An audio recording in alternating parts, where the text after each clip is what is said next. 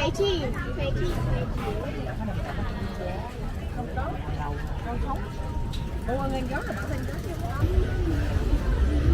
Chợ là sôi động hết.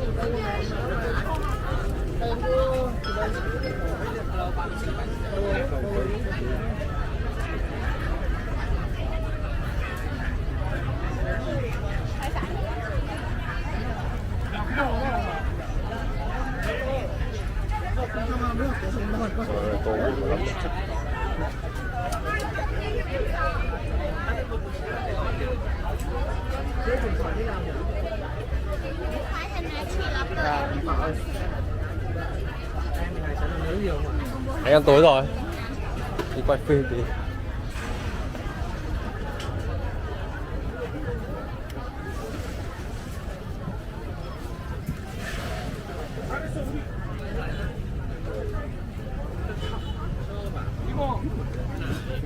Phế chi. Phải làm các bạn đi chứ. Mua lấy tờ. Hồi nãy lúc mà cắt cô mới tụi chúng ta thợ tiền lấy luôn. You remember me, okay?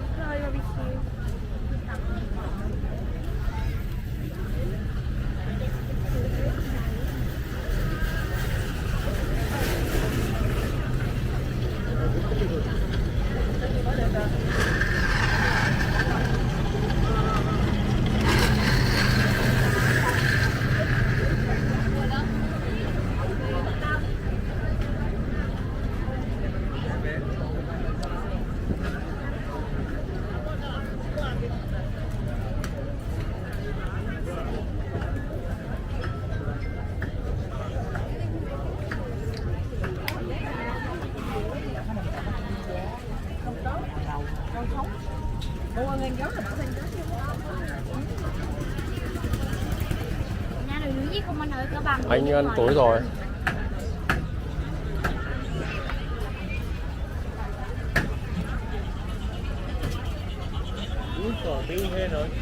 Anh ăn tối rồi.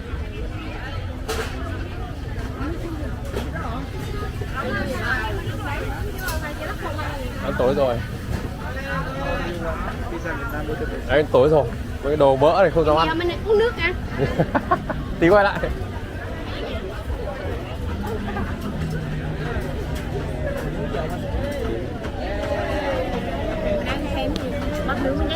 Tí nữa.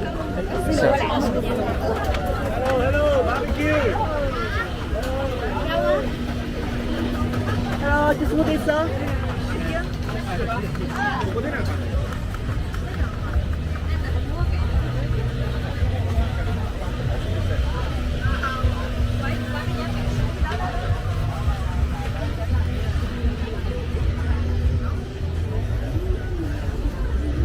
Chợ là sôi động hết.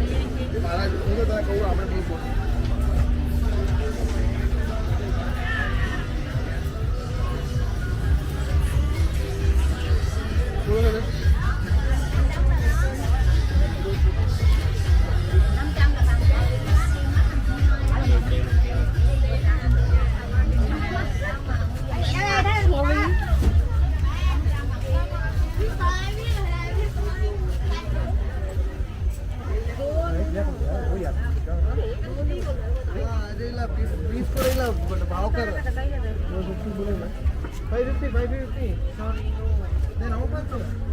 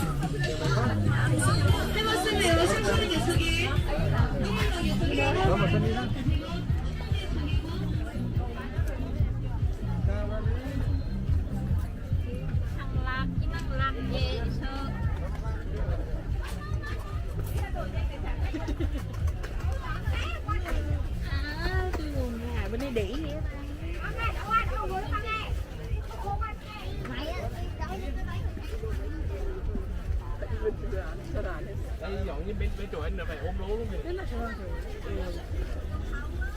good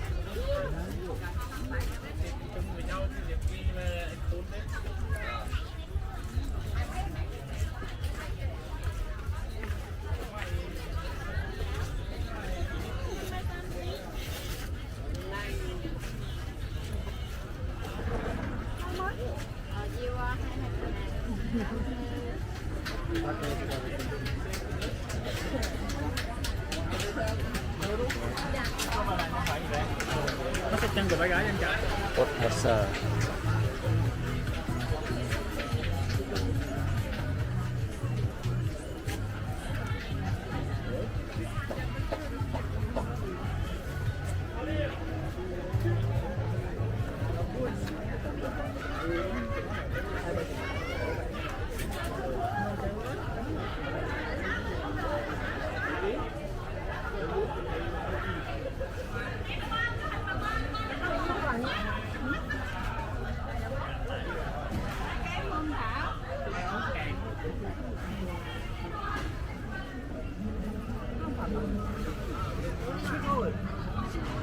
아니야 이거 여기서밖에 못해 진짜.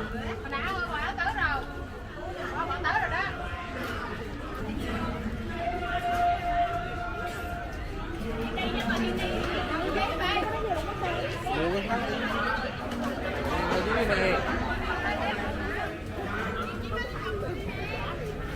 mua dép ai rồi.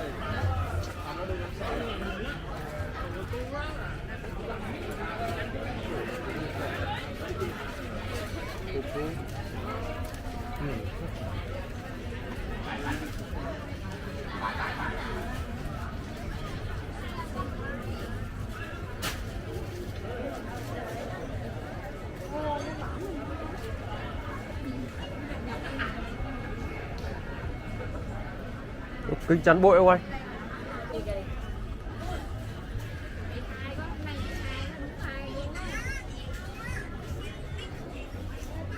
Như lưng bóp khóa.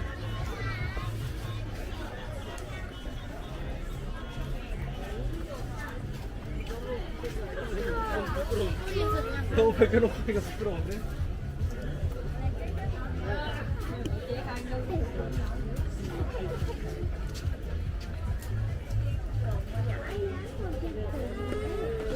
mà 550 then how much final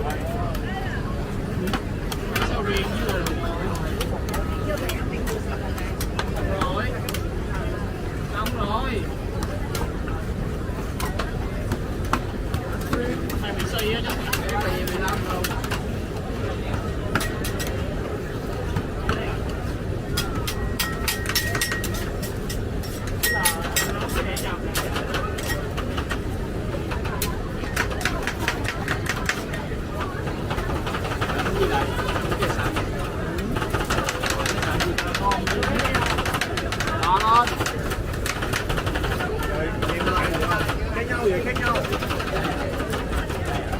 Đổ đường nữa. Hai vị.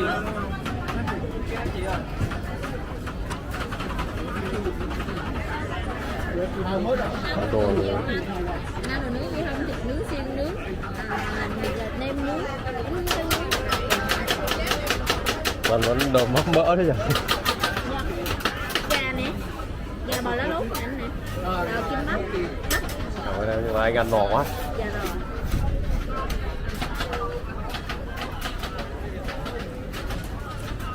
Hello barbecue. Ăn thôi em. Ăn. Người Việt mà.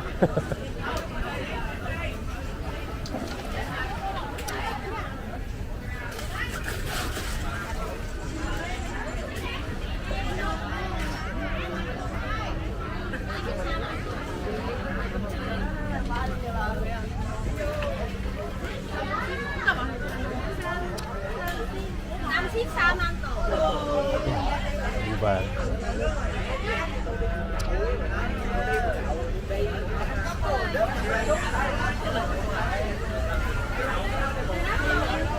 Nó trở lại nó một cái kính.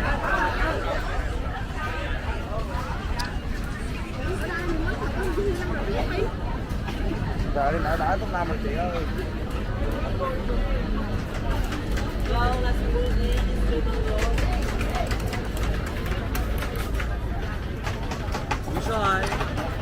Ô anh người Việt. Việt Nam